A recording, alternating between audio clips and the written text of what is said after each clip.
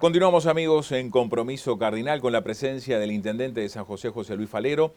Y bueno, Falero, la idea ahora es hablar de la gestión. Usted marcaba en el bloque anterior esa diferencia con las administraciones anteriores, bueno, esa idea del sumate. Y eso qué repercusiones tuvo, ¿no? En el departamento de San José. Bueno, electoralmente tuvo buenos resultados porque se demostró en las últimas elecciones. Pero ese cambio fue un cambio, sobre todo, me imagino, en el primer periodo muy grande, ¿no? Porque se diferenciaba, digamos, mucho de lo que eran las administraciones de Chirucci. Sí, fue difícil que la gente lo lograse entender, ¿verdad?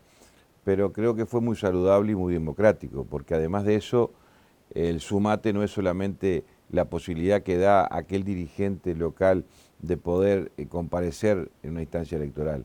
También el sumate tiene una característica que para mí no es menor, y es que previo a cada elección el sumate salía a recorrer los barrios y a recepcionar las inquietudes de la gente, donde podían expresarse en un formulario cuáles de aquellas solicitudes o aspiraciones para ese barrio tenía cada vecino, y lo definíamos claramente. Aquellas 3 solicitudes que se reiterasen en mayor cantidad de oportunidades iban a ser tenidas en cuenta en una propuesta electoral, luego en un programa de gobierno y luego en un presupuesto quinquenal si éramos gobierno.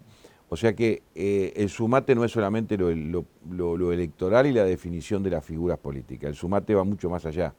Tiene que ver con la aspiración del ciudadano de lo que quiere suceda en su territorio.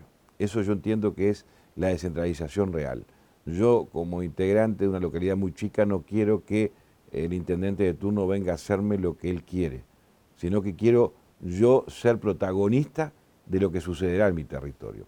Y eso fue difícil hacerlo entender, pero luego, después del primer periodo, donde vieron que el desarrollo y que de las aspiraciones que nos habían planteado en aquel formulario fueron tenidas en cuenta en el programa de gobierno y luego fueron ejecutadas una vez que fuimos electos en el presupuesto quinquenal, empezó a generar una credibilidad mayor.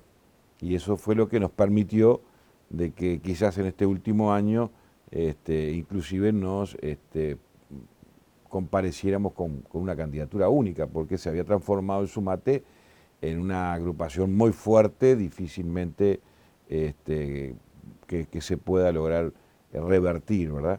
Y creo que es un proceso que siempre hay que estar permanentemente regándolo, digamos, para que esto no pierda la fuerza, la esencia y el sentir. Y creo que el Uruguay hoy empezó a dar los primeros pasos en descentralización, que para mí todavía son pasos desde el punto de vista político, pero no desde el punto de vista de la realidad de lo que llega al interior, que debiera llegar mucho más. Y en ese aspecto creo que tenemos un gran desafío por delante. Un paso también que dio su administración fue el tema de la patente, que en su momento también fue muy cuestionada por el intendente, el ex intendente Chirucci. Fue muy cuestionado ese acuerdo, ¿no? Incluso generó una ruptura, recuerdo, en la Junta Departamental. Sí, lo de la patente, sin duda, el proceso que estaba llevando era un proceso que tendía a hacer desaparecer el tributo si seguíamos en esa guerra de patentes. Y además con una fuerte injusticia en lo que hacía el valor de la misma.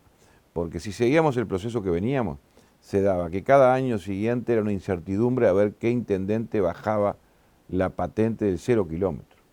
No olvidemos eso, porque la patente que se bajaba era la del 0 kilómetro, porque era obtener los nuevos vehículos que ingresaran al parque automotor de cada departamento. Entonces estábamos generando de que San José bajaba el 50%, que Colonia bajaba el otro 50%, que Flores otro tanto, que Maldonado otro tanto, y se había generado allí una actitud hasta bolichesca, digamos, de lo que es un tributo esencial para las economías de los departamentos. Y en ese aspecto veíamos también que se estaba generando una injusticia, que aquel que compraba un auto nuevo pagaba menos que el usado. Y entonces digo, esto algún día tiene que terminar. Y bueno, fue allí durante el periodo el periodo anterior, ¿verdad? El primer periodo nuestro, con los 19 intendentes, que hicimos un sinceramiento de la realidad y que veíamos que eso estábamos generando un proceso de injusticia tributaria enorme y afectaba fundamentalmente a la clase media baja, que era la que no tenía la posibilidad de adquirir un auto nuevo. Y en ese aspecto fue donde, bueno, empezamos a trabajar el proceso de acuerdo de patentes. Yo estuve allí la presidencia inclusive, empecé por un año y estuve 5 al final, porque fue un proceso largo que todavía hoy se está terminando. Hoy estamos incorporando la última franja. Todavía quedan autos viejos con valores altos que se van a terminar de resolver este año, pero fue un proceso que dio mucho trabajo, pero que creo que dejó de lado aquella guerra de patente y empezó a mostrar un Congreso de Intendentes consolidado que permitía pensar en otras cosas más allá de la patente, que era de qué manera podíamos llegar con mejores y mayores servicios a los ciudadanos del interior, ¿no? ¿Cómo se organiza un presupuesto quinquenal? Fondos propios de la Intendencia, fondos que vienen desde el gobierno central. ¿Cómo es esa negociación? Bueno, el presupuesto quinquenal, obviamente hay un componente fuerte que son tributos genuinos y propios de la Intendencia. En el caso de San José anda en el entorno del 60%, y otro porcentaje en el entorno del 40%, que es lo que tradicionalmente el país debe devolver al interior a través fundamentalmente del artículo 214 de la Constitución, que permite que un porcentaje de lo recaudado por rentas generales, que en su gran mayoría es recaudado justamente en el interior, un porcentaje de ello vuelva al interior, como corresponde.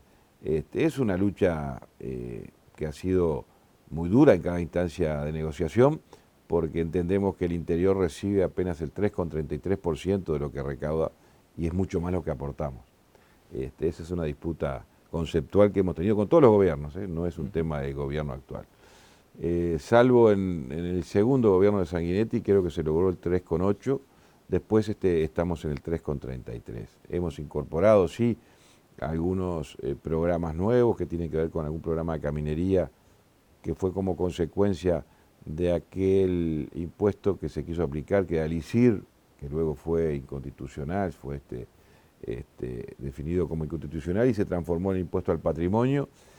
Ese impuesto que se aplicaba a las grandes extensiones de tierra, recuerdo que el gobierno nos había comprometido de esa recaudación el 90% para poder recuperar la caminería rural profunda,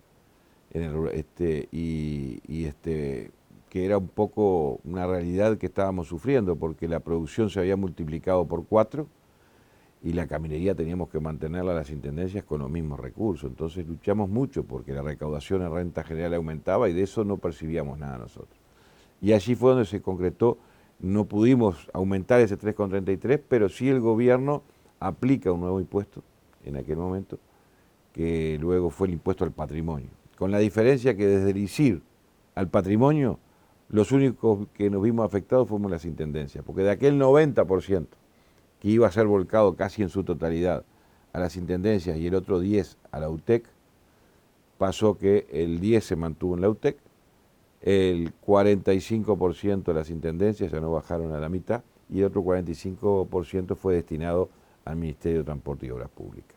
Una pérdida más de recursos del interior que no fueron en su totalidad al interior. O sea que marca claramente lo que decimos de ese Uruguay centralista que nos preocupa muchísimo y por eso hoy estamos convencidos que tenemos que esforzarnos doblemente para hacer reaccionar a la sociedad de que más allá de esa mirada que muchos tienen de la gente de campo, que se entienda que la producción nacional es el motor de la economía y eso todavía no se ha logrado entender. Para que esto suceda hay que cambiar temas básicos y creo que en esta ocasión nuestro partido está dando esos pasos. Y lo doy como señal y ejemplo de ello en cosas muy concretas. A mí me llena de satisfacción hoy mirar en nuestro sector lo que es la lista 404, que está conformada en los 6 primeros lugares por 4 representantes del interior. Eso es una señal clara de que la lista 404, allí está, además de nosotros como suplente de Luis, está el intendente de Florida, el intendente de Durazno y la senadora Carola Viaga de La Valleja. Además de Álvaro Delgado y Graciela Bianchi, que también conocen en profundidad el interior. Quiere decir que es una lista que se preparó para lo que deberá suceder en el futuro, pensando en que el interior tiene una importancia relevante en lo que sucederá en los próximos años en nuestro país y que tiene un rol a cumplir muy importante, que es volver a ayudar al crecimiento de los uruguayos a través de la economía y de la producción nacional. Si a eso le sumamos una mirada muy interesante que está en nuestro programa de gobierno, que es el respaldo, el apoyo decidido a las pequeñas y medianas empresas, creo que entre ambos el Uruguay va a salir, porque esto no lo resuelve solamente con decisiones y acciones de gobierno solas, sino que esas acciones tienen que estar dirigidas a que los motores de la economía empiecen a reaccionar, a accionar y a generar ese crecimiento que hoy el Uruguay pide a gritos que suceda, ¿no? Otra cosa que, bueno, caracterizó su gestión fue, bueno, quizás en algún momento solicitar algún fideicomiso, solicitar, bueno, para hacer y adelantar obras, así usted lo manifestó en su momento, cosa que se diferenciaba mucho también con lo que eran las administraciones anteriores, ¿no? Sí, nosotros planteamos en el periodo pasado un fideicomiso chico, creo que eran unos 6 millones de dólares, y lo hicimos específicamente para una zona que estaba olvidada, que era Ciudad de Plata. Ciudad de Plata, si hay gente que viene de atrás en el país, Ciudad de Plata tenía sin duda el número 1. Venía 30 años atrasado en los servicios. ¿Cómo podés ponerla al día o acercarla a los servicios que tiene el resto del departamento? No es volcando todo un presupuesto hacia allí, que es imposible.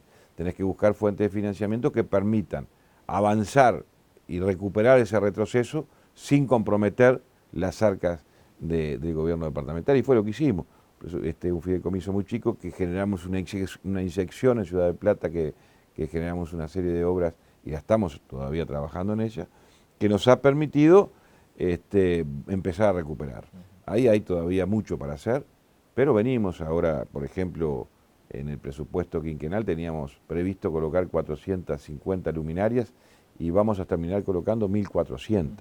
Quiere decir que estamos generando esa luz de esperanza de los ciudadanos de Ciudad de Plata, que han sido muy postergados durante mucho tiempo y no por...